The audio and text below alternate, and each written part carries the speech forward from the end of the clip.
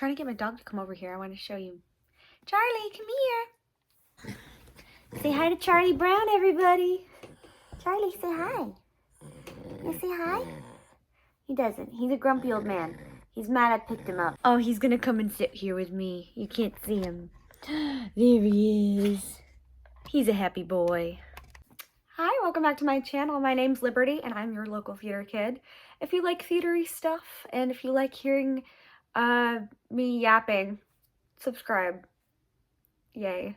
Today, I am going to be starting a new series that I am low-key stealing, but it's not stealing because I'm giving her credit, and that's how the internet works, from Catherine Steele, who I will put right here. You probably know her videos. If not, she's linked in the description because she's awesome. But she has a very old series on her channel that she called Theater Kid Bedtime Stories, so I'm gonna try and come up with a name for what my version of that is going to be.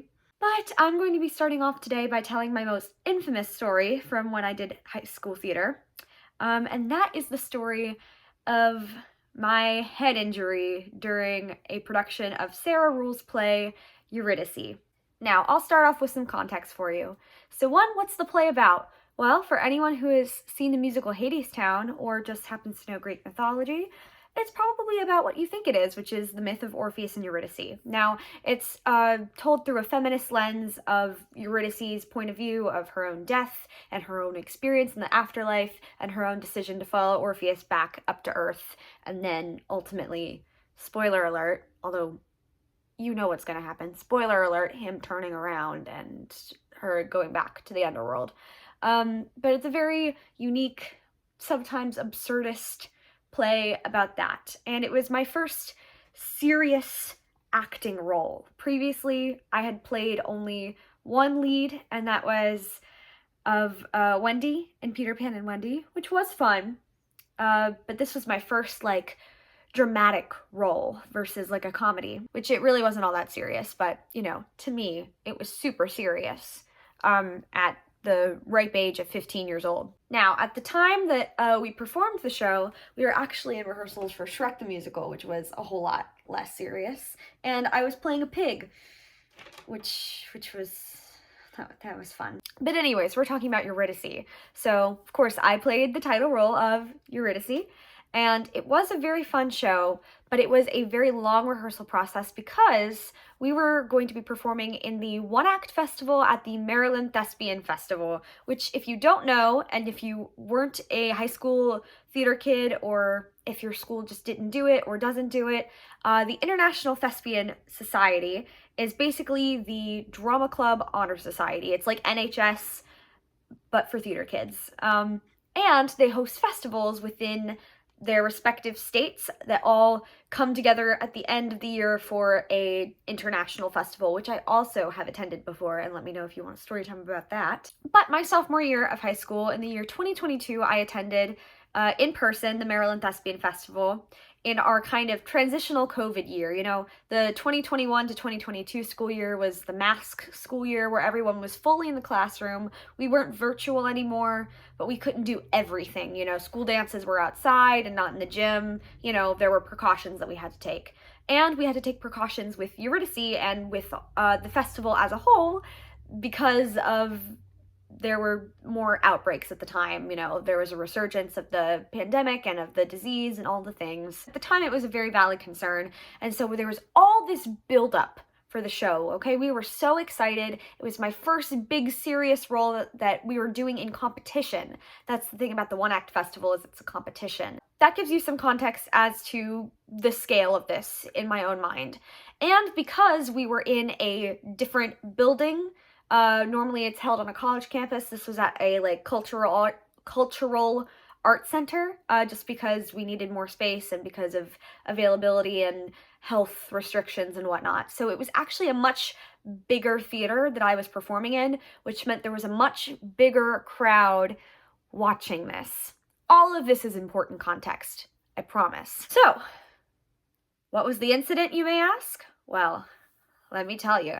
And let me show you, because there's a video of it. In fact, if you click on my channel and you go to my oldest video on the channel, or the second oldest video, you'll see the entire performance if you'd like to watch it for some reason.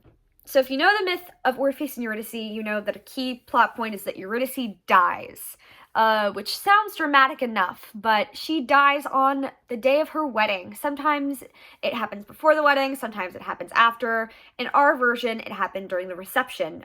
She gets lured away by this creepy man to his like penthouse apartment, and he like lures her with a letter from her dead father. Again, it's a weird show. But she starts chasing after him, and in the process of that, falls down the stairs. Now, we didn't have a spiral staircase, so I had to just run around in a circle in a giant wedding dress and heels. And I had done this so many times. I had rehearsed it a gazillion times. And so with all of that, I don't know how it happened. I think it was a combination of the adrenaline of such a large crowd with such large reactions and the different stage, and I was stressed about different things. I didn't have my petticoat on under my dress like I was supposed to for my costume change. And I guess a combination of all of these different factors led to me throwing myself to the ground when she falls and dies with a little too much force, too much gusto, and I smack my head on the ground. And you can hear in the crowd, there's an audible, ooh. If you watched my last video, you saw the clip, but if you didn't, or if you just want to relive the pain again with me, here it is.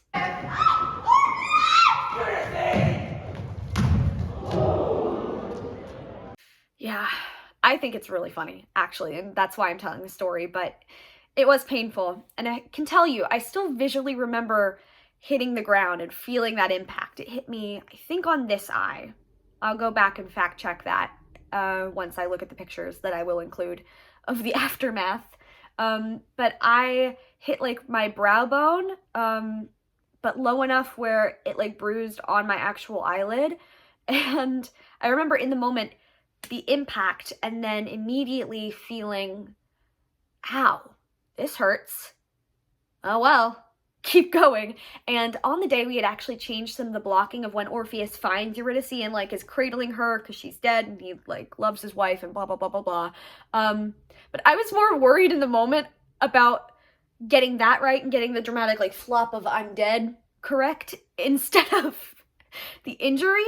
And I remember getting off stage and all the people, the cast and the crew backstage being like, are you okay? Like, being swarmed, and I'm like, yes, I'm fine. I have a 20-second quick change. Let's go, people. 15-year-old Liberty had her priorities straight, I'm telling you. No, that's just theater. If you do theater, you know that's how it works. And especially in a competition, because there were judges watching this happen. I also did fall again later in the show, but I fell flat on my butt and not on my face, so that's better.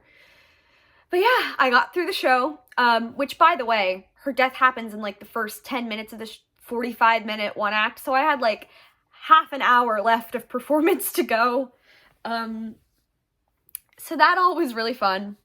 And then we finished the show, and the judges gave us really harsh critiques that were, like, very unfair. They told me that I wasn't projecting, which, come on, you hear me right now. I'm probably gonna have to lower the volume for your ears. I am loud, okay? And like going back and watching the video, yes, I am quiet in some moments, but I hit my freaking head. They could have been a little bit nicer to us. I always said, like, they should have given us some brownie points or something. I committed to the bit and I hit my head. And like, I gave a very convincing performance, you know? I went method. I actually injured myself. You could have believed that I died in that moment with how hard I hit my head. My hair bounced. Probably the funniest part is my scene partner, who I won't disclose his name on the internet, but my scene partner who you see in the video, he's like, oh no, my wife just died. And in the video, you think he's thinking, oh no, my scene partner just like really hit her face on the ground. But he was just acting. He didn't know until after the show that I had injured myself. So, I don't know. That's funny. But anyways, again, after the show, by the time we were getting our notes, I already had a goose egg on my head. It was already swollen, and it already was turning blue.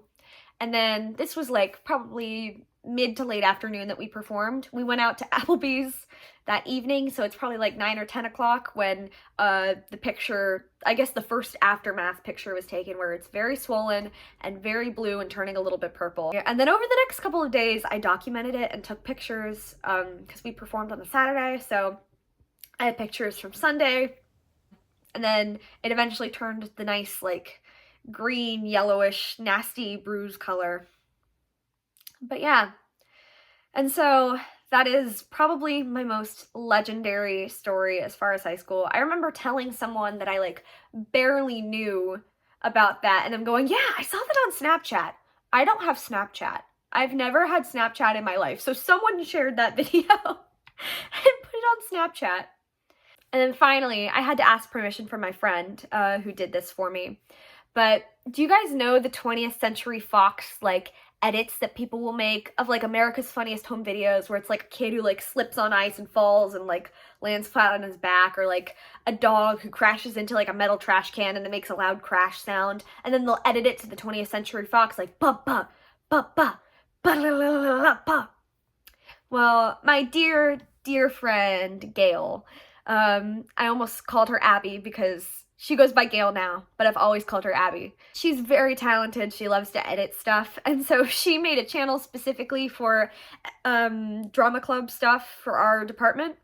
And the first video posted, and for a while the only video posted, was the 20th Century Fox edit of me smacking my face on the ground, which I will include now for your viewing pleasure.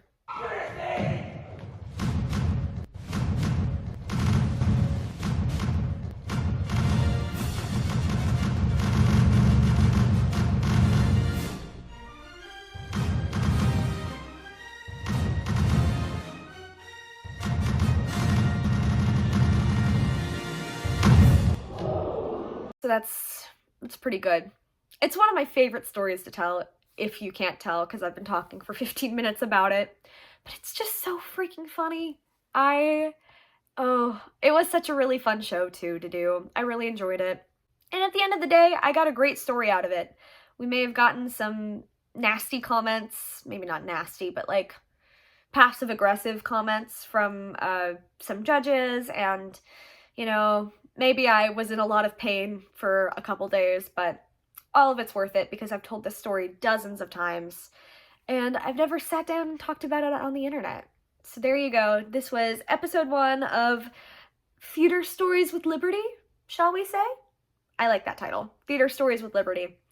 I've done lots of other shows. I've posted about them before. I've got some good stories from Addams Family when I played Wednesday, but I've got so many stories. I've directed a show before. I've got good stories from that. Obviously, I've got incredible stories from when I did Les Miserables last year. And I'm sure I'm going to have some more great stories coming up because, like I said, I'm going to be in 2 shows this summer, which I'm super excited about. Oh, it's going to be a blast. I go to work every day, and that's all I can think about while I'm working my fast food job. So, other than, of course, my job, I'm a very good employee, I would like to say. I'm doing very well, but, yeah, I'm super excited. When tickets are available, I will make sure I will be including that for those of you who are in my area, who know me, who follow me for that kind of stuff. With all of that, I'll be keeping you updated on all the progress with that, and let me know what else you may want to see from me. So, yeah. Thanks for watching. Make sure to like, subscribe, do all the YouTube-y things, and I'll see you in the next one. God bless, and have a good one.